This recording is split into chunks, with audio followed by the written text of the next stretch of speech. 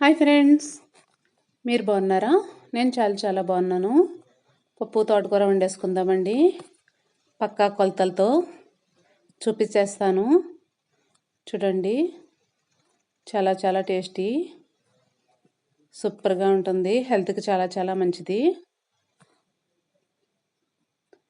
కందిపప్పు అండి, మనం చేసుకున్న పప్పు ఇది. చాలా బాగుంటుంది.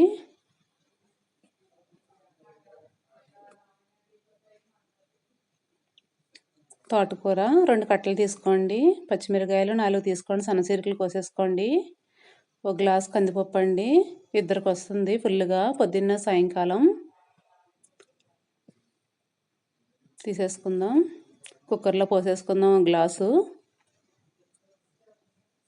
వాటర్ పోసి 4-5 సార్లు నీట్గా కడిగేసుకోవాలండి. దుమ్ము ధూళి ఉంటుంది కదా. మనం చేసుకున్న పప్పు ఇది, కొన్నది కాదు. కలర్ అది ఉండదు. హెల్త్కి చాలా మంచిది. బిల్డింగ్ల మీద అది ఎండబెట్టుకుంటాం కదండి, దుమ్ము ఎక్కువగా ఉంటుంది. వైట్ నీళ్ళు వచ్చేదాకా శుభ్రంగా కడిగేసుకోండి నీట్గాని.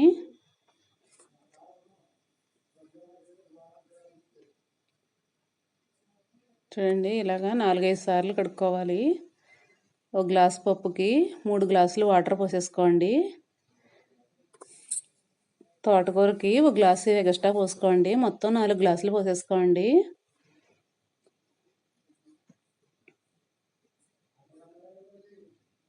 కరెక్ట్గా సరిపోతుంది. తోటకూర శుభ్రంగా నీట్గా కడిగేసుకొని చిన్న ముక్కలుగా కట్ చేసుకుని వేసేసుకోండి. పచ్చిమిరకాయలు కూడా సన్నసీరకలు కోసుకుని వేసేసుకోవాలి. కల్లుప్పు 1 స్పూన్ సరిపోతుందండి కరెక్ట్గా. పసుపు 1/2 స్పూన్ సరిపోతుంది. కారం 1 స్పూన్ సరిపోతుంది. కోకోనట్ ఆయిల్ వేసేసుకుందామండి. కొంచెం ఒక 4-5 స్పూన్లు వేసుకోండి. మెత్తగా ఉడికిపోతుంది పప్పు. మూత పెట్టేసుకుందామండి. ఇప్పుడు కుక్కరు ఒక 5 విజిల్లు వచ్చేనివ్వండి. మెత్తగా ఉడికిపోతుంది. చాలా బాగుంటుంది పప్పు. టేస్టీగా ఉంటుంది. చాలా బలం కదండి. పిల్లలు, పెద్దవాళ్ళు, బామ్మలు, తాతలు అందరూ తినొచ్చండి. కందిపప్పు హెల్త్కి చాలా మంచిది. చూడండి, బాగా ఉడికిపోయింది. మెత్తగా పలసగా ఉంది అని అనుకుంటున్నారా? ఒక 5 నిమిషాలకి గట్టిపడిపోతుందండి చల్లారి. నెయ్యి పెట్టేసుకుందామండి పోపుకి. ఇందాక కోకోనట్ ఆయిల్ పప్పులో వేసేసుకున్నాం కదా. కొంచెం ఆవాలు, జీలకర్ర 1/2 స్పూన్ వేసేసుకోండి. నేతిలో బాగా కాగిన తర్వాత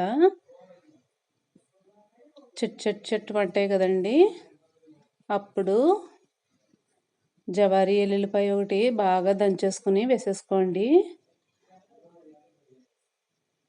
కరివేపాకు 4 రెమ్మలు, 4 ఎండుమిర్చి వేసేసుకోండి. చిన్న ముక్కల కింద గిల్లేసి ఎండుమిరపకాయలు దోరగా వేగనిచ్చేయండి.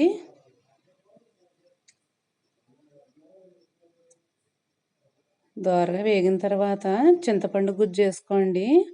ఇందాక పప్పులో వేస్తే ఉడకదని ఇప్పుడు పోపులో వేసుకోవాలండి. చాలా టేస్టీ. టమాటాలు ఉంటే టమాటాలు వేసుకోవచ్చు. పోపు రెడీ అయిపోయింది. వేసేసుకుని కలిపేసుకుందాం. చూడండి, చాలా టేస్టీ రెడీ అయిపోయింది. నేతితో పోపు పెట్టుకున్నాం కదండి, అందరూ తినొచ్చు. నా వీడియో ఎక్కడి దాకా వెళ్తుందో కామెంట్ పెట్టండి. లైక్ చేయకపోయినా పర్వాలేదు. బాయ్.